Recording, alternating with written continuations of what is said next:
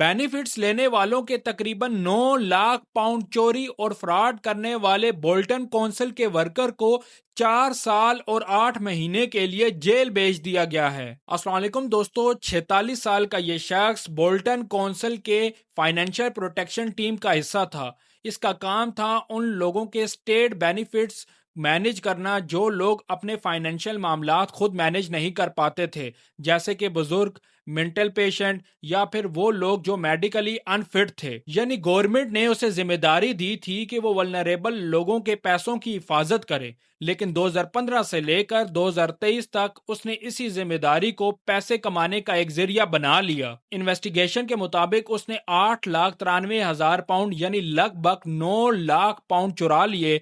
और सबसे हैरान कुन बात यह है कि जिन अकाउंट से उसने पैसे निकाले उनमें से 43 लोग ऐसे थे जो पहले से वफात पा चुके थे।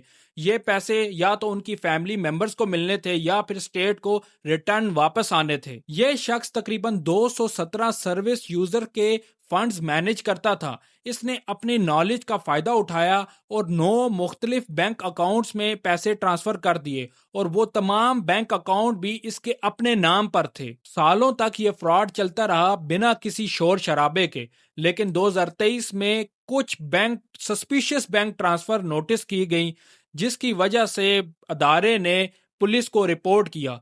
पुलिस ने जैसे ही उसके घर में रेड की तो तमाम तस्वीर साफ हो गई कि ये तमाम लूटे हुए पैसे कहां जा रहे थे। 2 BMW गाड़ियां जिनकी टोटल वैल्यू 1,20,000 पाउंड थी, इसके साथ महंगे बाइक्स और कंप्यूटर भी शामिल थे।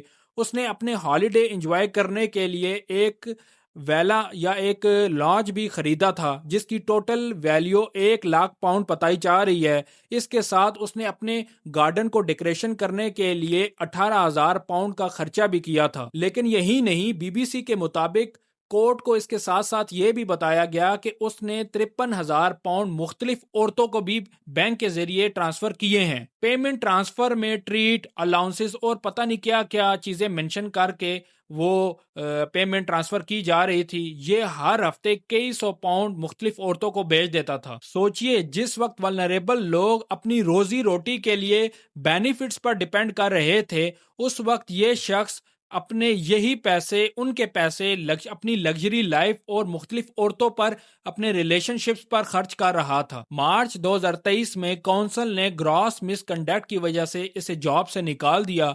फिर बोल्टन कोर्ट में इसका केस लगा, वहां पर इसने अपना जुर्म तस्लीम कर लिया। कोर्ट ने इसे तकरीबन 4 साल और 8 महीने के लिए जेल की सजा सुना दी है। क्राउन प्रोसिक्यूशन सर्विस की तरफ से कोर्ट में बयान दिया गया कि इस शख्स ने वल्नरेबल लोगों का बेरहमी से फायदा उठाया। इसके साथ साथ डिटेक्टिव्स ने भी कहा कि इस शख्स ने अपनी पोजीशन का और ट्रस्ट का गलत इस्तेमाल किया और इसकी अपनी गलती, ओवर स्पेंडिंग की वजह से ये पकड़ा गया। इसके ऊपर बोल्टन काउंसिल का खुद कहना था कि ऐसे केसेस बहुत रेयर होते हैं, एक शख्स की गलती पूरी वर्कफोर्स को रिप्रेजेंट नहीं करती। इसके साथ साथ हमने भी बेनिफिट फ्रॉड्स के बहुत से केसेस आप तक पहुंचाए हैं अपने चैनल की मदद से, लेकिन आज तक ऐसा कोई भी बेनिफिट फ्रॉड का केस नहीं आया हमारे सामने जिसमें काउंसिल का मेंबर खुद शामिल था और उसने लाखों पाउंड्स का फ्रॉड कर दिया। लेकिन यहाँ पर अब सवाल ये है कि अगर इतने सालों तक लाखों पाउंड चोरी होते रहे तो सिस्टम ने इसको पकड़ा क्यों नहीं, और इंटरनल ऑडिट हमेशा से फेल क्यों होता रहा। ये सिर्फ एक फ्रॉड स्टोरी नहीं है, बल्कि एक रिमाइंडर है, जब